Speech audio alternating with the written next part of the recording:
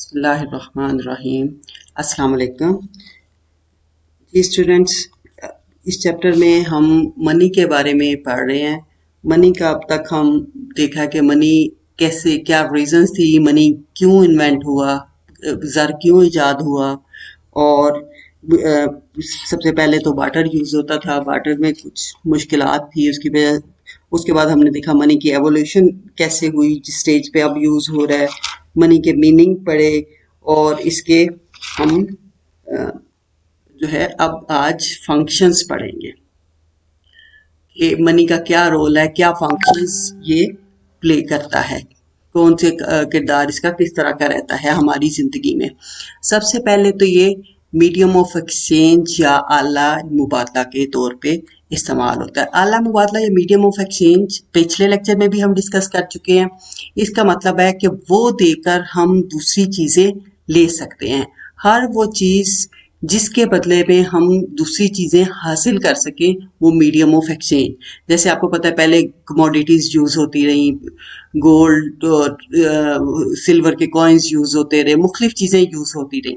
तो अब जो है वो money as a medium of exchange circulate करता है लोगों के दरमियान। इसका क्या मतलब है कि ये लोग इसके बदले में गुड्स और सर्विसेज, अशिया और खिदमात खरीद लेते हैं। अब इसको चूंकि लोग बगैर हेजिटेशन के कबूल करते हैं, कोई भी चीज़ बार्गेन करनी हो इसके बदले में ली जा सकती है। बार्टर में मुश्किल थी कि कौन सी चीज़ यूज़ करें, कमोडिटीज़ जो हैं उसमें मुख्तलिफ मसाइल थे, कोई पेरिशेबल थी, कुछ था, और भी बहुत सारे मसाइल हम बार्टर के डिस्कस कर चुके हैं। तो अब मनी ने ये मसला हल कर दिया है कि जो बार्टर सिस्टम या बराह रास्त तबादला में मुश्किलात पेश आती थी, मनी की वजह से अब वो सारी मुश्किलात हल हो गई हैं। फिर बार्टर की एक मुश्किल थी कि कॉमन मेजर ऑफ वैल्यू या मुश्तरक मयारी कदर, कि आपने अशिया को एक्सचेंज करना है तो उसके बदले में कौन सी चीज़ जो है वो कितनी मिकदार में दी जाए। आपने कॉमन मेजर ऑफ वैल्यू लेना है कि एक चीज़ के बदले में दूसरी चीज़ कितनी मिकदार में आएगी। तो वो मुश्किल होती थी कि एक मन गंदम के बदले में कितने चावल दिए जाएं। तो अब ये मुश्किल मनी की वजह से हल हो गई है। जैसे अब हम कोई भी चीज़ परचेज करते हैं, हम मनी पे करते हैं और चीज़ को ले लेते हैं, और मनी की फॉर्म में ही उसकी वैल्यू का तयन किया हुआ होता है। जैसे मैंगो हम लें, आम खरीद रहे हैं 40 रुपए पर किलो, तो ये इसकी वैल्यू होगी। अब बार्टर की इस मुश्किल को मनी ने सॉल्व कर दिया है। अब हमें कोई मुश्किल नहीं होती, किसी भी चीज़ की वैल्यू हमें अलग से डिसाइड नहीं करनी पड़ती, वो मनी की फॉर्म में डिसाइडेड होती है कि हर चीज़ इतने रुपीज़ केजी है, इतने रुपीज़ मॉन है, इतने रुपीज़ लीटर है। तो मनी जो है वो कॉमन मेजर ऑफ वैल्यू के तौर पे या मुश्तरक मयार कदर के तौर पे, एक पैमाना, एक इंडेक्स के तौर पे यूज़ किया जाता है। इसकी मदद से जो है हम जो भी चीज़ें खरीदना चाहें हम खरीद सकते हैं। ठीक है, ये एक यार्ड स्टिक के तौर पे इस्तेमाल होता है। फिर अगला जो है that is store of value या ज़ख़ीरा कदर। तो ज़ख़ीरा कदर का मतलब है कि जो चीज़ आज हमारे पास है उसको हम स्टोर कर लें, उसकी वैल्यू को स्टोर कर लें। बार्टर में हमें पता है कि चीज़ें जो थी वो ज़्यादातर पेरिशेबल थी, ख़राब होने वाली चीज़ें होती थी। किसी के पास अगर ज़्यादा मिकदार में है, वो ज़ाहिर है इंसान की ख्वाहिश होती है कि वो ज़्यादा से ज़्यादा पैसा जमा करे, वो अमीर हो जाए। लेकिन जब अशिया की सूरत में होता था तबादला, तो वो उसके पास अशिया होती थी, वो उनका ज़ख़ीरा नहीं कर सकता था, वो स्टोरेबल नहीं होती थी, पेरिशेबल होती थी, उसे हर सूरत उसको बेचना पड़ता था या इस्तेमाल करना पड़ता था। लेकिन अब मनी ने इस मुश्किल को हल कर दिया है और लोग वो पेरिशेबल चीज़ों के बजाय उनको सेल कर दिया जाता है और उसकी वैल्यू को मनी की फॉर्म में जमा कर लिया जाता है और फ्यूचर नीड्स के लिए वो जमा कर सकता है। जो फ्यूचर नीड्स उसकी बच्चों की तालीम, तरबियत, कोई भी फ्यूचर की इमरजेंसी कंडीशंस हो सकती है, इसके लिए वो पैसा बचाता है, अशिया को सेल करके पैसा जमा करता है और वो पैसा जो है वो स्टोर ऑफ वैल्यू के तौर पे इस्तेमाल होता है। फिर हमने देखा था बार्टर में standard of deferred payment money जो है वो एज ए यूज होता है। बार्टर में जब डेफर्ड पेमेंट्स की बात आती थी या कोई फ्यूचर में अदायगियां करनी है, किसी ने कर्जा लिया है, तो चूंकि अशिया की सूरत में कर्जा होता था, वापसी का जब वक्त आता था तो लोगों के दरमियान जो है वो मुख्तलिफ झगड़े हो जाते थे उनके दरमियान जो है वो रंजिशें पैदा हो जाती थी कि मैंने जो चीज़ दी थी वो बड़े साइज की थी, अब जो वापस आप मुझे कर रहे हैं ये छोटे साइज की है, मैंने आपको गाय सफेद रंग की दी थी अब आप भूरे रंग की वापस कर रहे हैं। तो इस तरह बोरिंग और लैंडिंग में जो है वो डिफिकल्टी पेश आती थी। अब मनी की मदद से जो फ्यूचर पेमेंट्स हैं या लोन्स हैं उनका लेना और देना जो है वो आसान हो गया है। मनी की फॉर्म में लोग पैसे एक्सेप्ट भी करते हैं, मिलियंस ऑफ मिलियंस लोन्स जो हैं वो दिए जाते हैं, कोई भी लेने से भी इनकार नहीं करता, किसी को कोई मसला नहीं होता। और जब वापसी देनी होती है जस्ट काउंट का मनी, पैसों को गिने और वापस दे दें। कोई ये नहीं कहेगा कि मैंने जो नोट दिए थे वो नए थे अब ये पुराने हैं, मैंने जो नोट दिए थे वो 5000 वाले थे अब ये 1000 वाले मैं नहीं लूंगा। ऐसी मुश्किलात अब पेश नहीं आती। तो बार्टर की जो डेफर्ड पेमेंट की मुश्किल थी उसको भी मनी ने सॉल्व कर दिया है। फिर mode of transfer of value या इंतकाल कदर का जरिया। इंतकाल कदर क्या होता है कि वैल्यू को मुंतकिल करना, एक जगह से दूसरी जगह किसी चीज की वैल्यू को मुंतकिल करना। अब हमारी प्रॉपर्टी है, कोई घर है, दुकान है, प्लॉट है, तो इसको अमूमन कहा जाता है ये रियल प्रॉपर्टी जो है ये इमूवेबल है, गैर मनकूला जायदाद हम कहते हैं, यानी इसको एक जगह से दूसरी जगह मुंतकिल नहीं कर सकते, इमूवेबल एसेट है। लेकिन मनी ने इस चीज को भी पॉसिबल बना दिया है कि आपका जो इमूवेबल एसेट है, गैर मनकूला जायदाद है, उसको अगर आप एक जगह से दूसरी जगह मूव करना चाहते हैं, वो चीज तो नहीं मूव कर सकते बट आप उसको सेल करें, उसकी वैल्यू से वो जो वहां से पैसे आए उसको दूसरी जगह जाके अपनी पसंद की प्रॉपर्टी खरीद लें। तो इस तरह वो पैसा एक लोकेशन से दूसरी लोकेशन में आपकी वो प्रॉपर्टी जो है वो मुंतकिल हो जाती है और वो मनी के जरिए ही पॉसिबल हुआ है। पैसों की मदद से आप अशिया जो भी गैर मनकूला जायदाद है एक जगह आपने बेची और दूसरी जगह अपनी पसंद की जगह पे जाके जायदाद खरीद ली।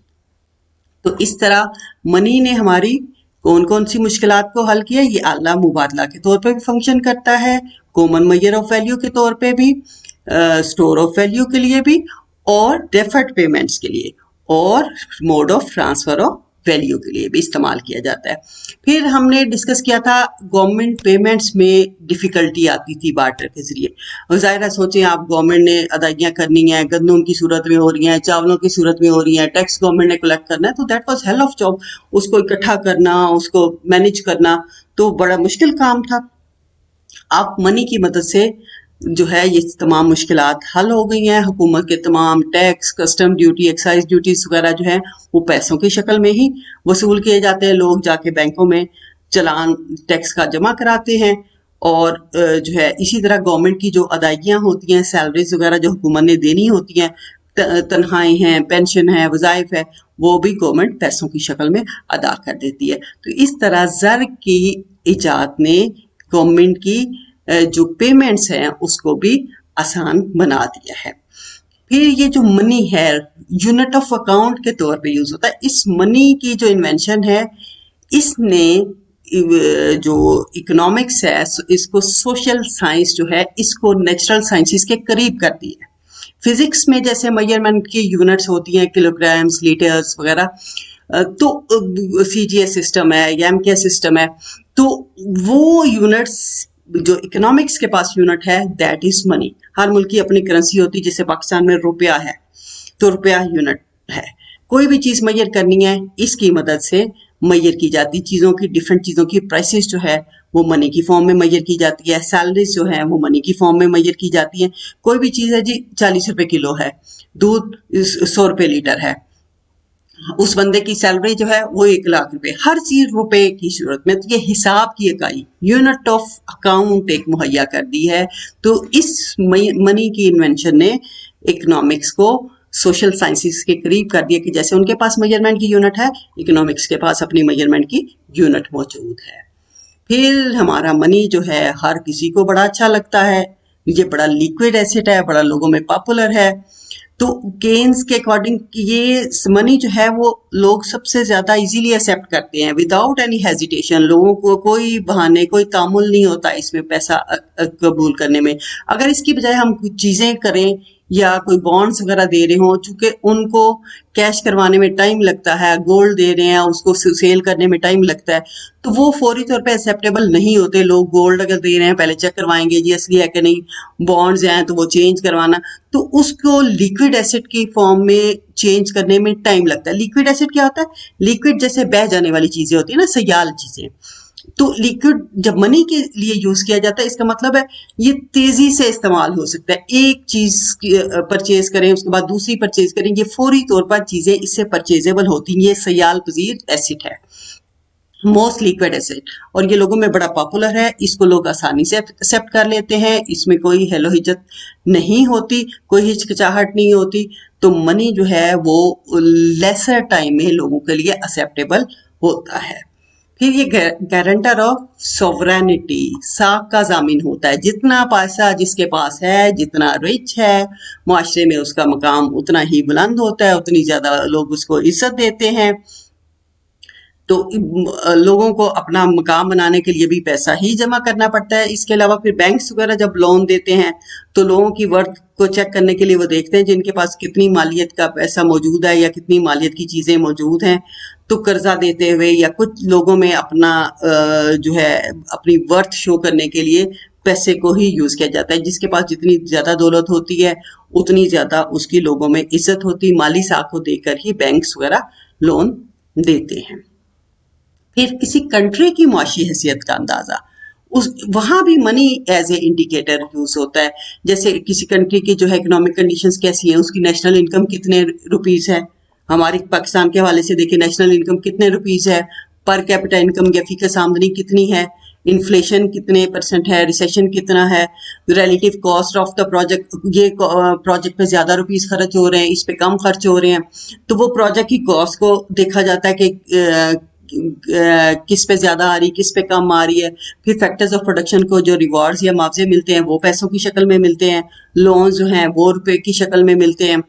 तो इस तरह इकोनॉमिक्स के तमाम इंडिकेटर्स, अक्सर इंडिकेटर्स जो हैं वो शो होते हैं in the terms of money.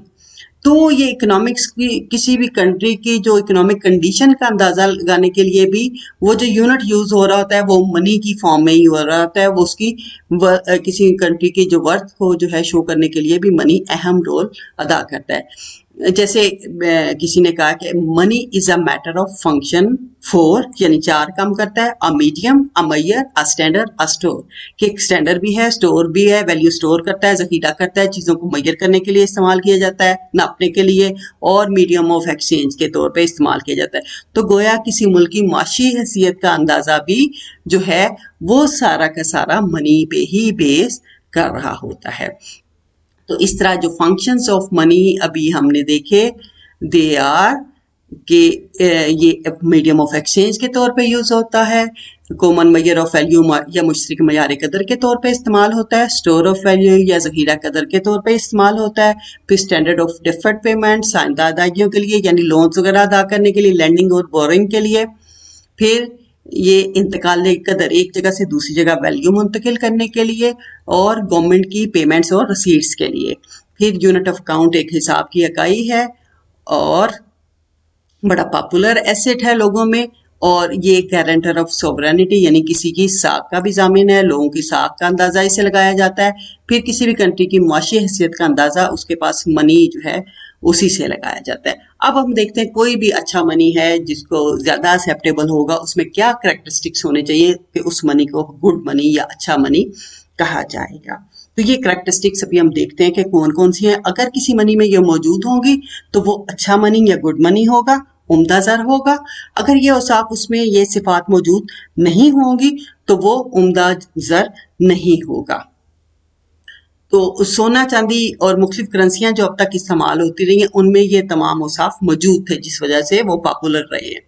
तो पहला जो हम देखते हैं कि जनरल एक्सेप्टेबिलिटी, यानी लोग इसको बिला तामुल कबूल करते हैं, इससे कबूलियत आमा की खासियत हासिल है। लोगों को हेजिटेशन नहीं होती मीडियम ऑफ एक्सचेंज के तौर पे यूज करने पर। यानी जब लोग अपनी चीजें बेचते हैं, मनी लिया और चीज बेच दी। इसी तरह किसी ने चीज खरीदनी है, मनी पे किया, दूसरे बंदे ने आराम से एक्सेप्ट कर लिया, तो उनकी आपस में डील हो गई। तो money as a medium of exchange, अशिया देनी है या लेनी है, खदमात आपने देनी है या लेनी है, यू जस्ट पे in the form of money. तो मनी जो है वो किसी भी मुल्क का गवर्नमेंट और सेंट्रल बैंक जारी करते हैं। यूजली जो सिक्के कॉइन्स होते हैं वो हुकूमत जारी करती है और सेंट्रल बैंक जो है वो पेपर मनी जारी करता है यूजली। तो इसमें लोग इसको आसानी से कबूल करते हैं, इसमें कोई रुकावट नहीं होती। तो इसलिए ये जनरल एक्सेप्टेबिलिटी जो है ये करेक्टरिस्टिक है गुड मनी की। नेक्स्ट करेक्टरिस्टिक जो गुड मनी की है दैट इज ड्यूरेबिलिटी, पायदारी। अब ये नहीं कि मनी एक हाथ से दूसरे हाथ में गया जी, वो इतनी जल्दी खराब हो गया या उसकी इतना गंदा पेपर यूज हुआ था कि वो टूट फूट गया, ये ड्यूरेबल होता है। जैसे बार्टर में अशिया यूज होती थी वो पेरिशेबल थी, खराब होने वाली चीजें होती थी, तो वो इसलिए ज्यादा पॉपुलर नहीं हुए। तो अब मनी जो है ये गलने सड़ने वाली चीज नहीं है, जो भी चीज है आप सेल करें, पैसा स्टोर करें तो अगले सालों में आप अमीर बन जाए। तो किसी भी मनी के लिए पॉपुलर होने के लिए उसका पायदार होना जरूरी है। फिर पोर्टेबिलिटी, कि एक जगह से दूसरी जगह आप उसको मुंतकिल कर सके, इंतकाल पजीरी की खूबी होनी चाहिए। अच्छा मनी, जो भी गुड मनी होगा, उम्दा ज़र होगा, वो एक जगह से दूसरी जगह आसानी से ट्रांसफर हो सकता है।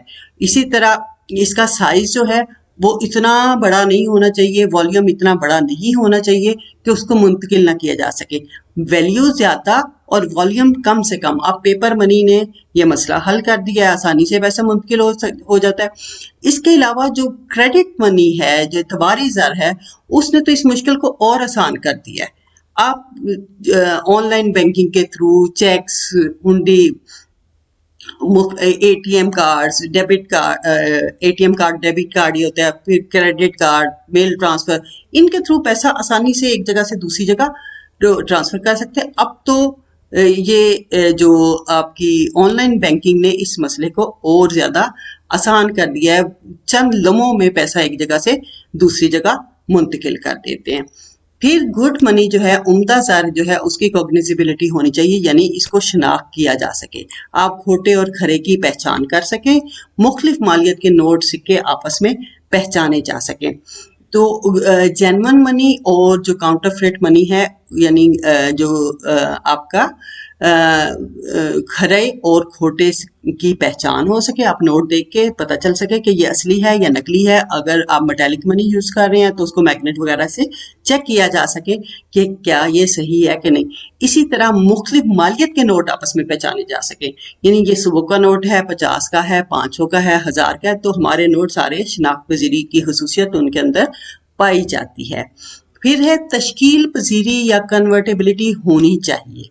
ये नोट जब बनाए जाते हैं, सिक्का साजी का अमल किया जाता है, उन पे उनकी मालियत लिखी जाती है, जैसे मेटल्स पे भी इंस्क्राइब किया जाता है, इंस्क्राइब किया जाता है, उस पे मालियत लिखी जाती है। गवर्नमेंट जो है वो अपना नाम और ईयर ऑफ प्रिंटिंग भी करती हैं, तो वो जो मेटल्स मोल्डेबल होती हैं वही यूज होती हैं। इसी तरह पेपर प्रिंटिंग भी इसलिए पॉपुलर हुई कि उसको बनाना भी आसान था। तो ये तश्कील पजीरी या कन्वर्टेबिलिटी की खसूसियत मौजूद हो तो वो मनी अच्छा होगा। अगर कोई मेटल्स जो हैं जिनको नहीं ढाला जा सकता तो वो एज ए मनी के अंदर यूज नहीं हो सकते। फिर मनी शुड बी डिविजिबल, तकसीम पजीरी की खसूसियत होनी चाहिए। बार्टर में हमने देखा था कि अगर कोई बड़ी चीज़ है तो जिसके बदले में आपने चीज़ लेनी है, तो फिर ट्रांजैक्शन अमूमन होती नहीं थी कि मैं इतनी बड़ी चीज़ आपने क्यों दूँ, इसके बदले में मुझे छोटी सी यूनिट लेनी है।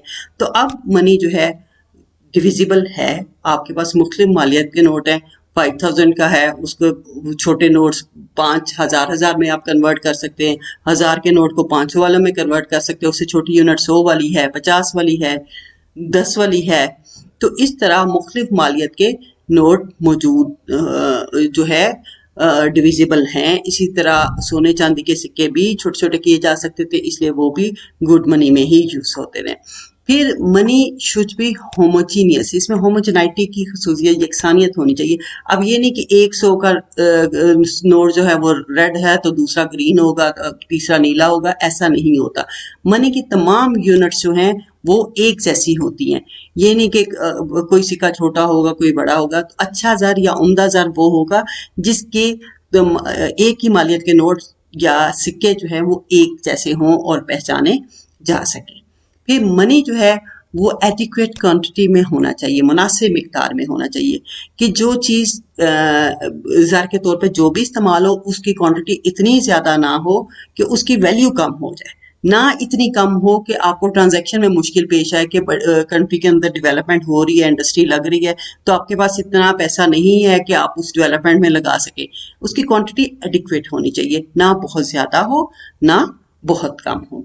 फिर इसकी वैल्यू में स्टेबिलिटी होनी चाहिए। उसकी वैल्यू ये ना हो कि दिन को और वैल्यू है, रात को और हो, हर वक्त उसकी वैल्यू गिर रही है या चढ़ रही है। तो वैल्यू जो है वो स्टेबल होनी चाहिए, ड्रास्टिकली चेंज नहीं होनी चाहिए। अगर करेंसी की वैल्यू बार बार चेंज हो रही हो तो लोगों का करेंसी पर से एतबार जो है वो उठ जाता है, उस करेंसी में ट्रेड जो है वो दुनिया में एक्सेप्टेबल नहीं रहती। तो करेंसी की वैल्यू में बहुत ज़्यादा तब्दीली नहीं आनी चाहिए, उसको स्टेबल रहना चाहिए अच्छे मनी को। फिर अच्छा मनी जो है उसमें स्टोरेबिलिटी की खसूसियत होनी चाहिए। हमने कहा कि किसी भी शख्स की साख पे ज़ामिन होता है, उसकी इज्जत व कदर जो है वो पैसे की मदद से बढ़ती है। अगर ये पेरिशेबल होता तो वो स्टोर नहीं कर सकता था। तो आज इंसान अमीर कैसे होता है? जो अशिया उसने बनाई वो बेचेगा, पैसा स्टोर करेगा और अपनी वर्थ बढ़ा लेगा। तो ये मनी के अंदर स्टोरेबिलिटी की खसूसियत मौजूद होनी चाहिए, इसमें स्टेबिलिटी होनी चाहिए, क्वांटिटी इसकी मुनासिब होनी चाहिए, होमोजिनाइटी होनी चाहिए, डिविजिबल होना चाहिए, कन्वर्टिबिलिटी होनी चाहिए, कॉग्निसिबिलिटी शिनाख्त पजीरी होनी चाहिए, फिर पोर्टेबिलिटी और ड्यूरेबिलिटी होनी चाहिए। और सबसे मेन कि it should be generally acceptable, लोगों में इसे कबूलियत आमा हासिल होनी चाहिए। तो जब ये खसूसियात मौजूद होंगी जिस भी मनी में, उसको हम कहेंगे ये उम्दा ज़र है या गुड मनी है। वो पॉपुलर भी ज़्यादा होगा और उस करेंसी को दुनिया में बेहतर समझा जाएगा। उम्मीद है बच्चों कि आपको आज का लेक्चर समझ आया होगा। अल्लाह ताला आपको अपने हिफ्ज़-ओ-मान में रखे। Thank you very much. अस्सलाम वालेकुम।